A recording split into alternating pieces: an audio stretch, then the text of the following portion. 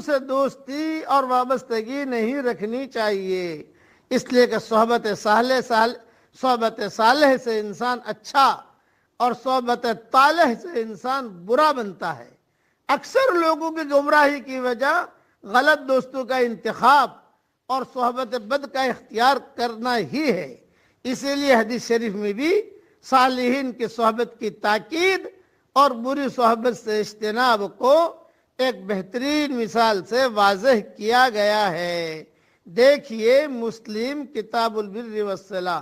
اسی وجہ سے اچھے دوست بنائیے اور اچھی سہیلیاں بنائیے، اور یہ جو واٹس ایپ کا سبق ہے یہ بھی اچھا دوست ہے، اس سے بھی دوستی کر لیجئے تاکہ روزانہ نئی نئی باتیں اللہ رسول کی اور اہم نصیحتیں پہنچتی رہیں، اور اچھے دوستوں کا انتخاب کیجئے۔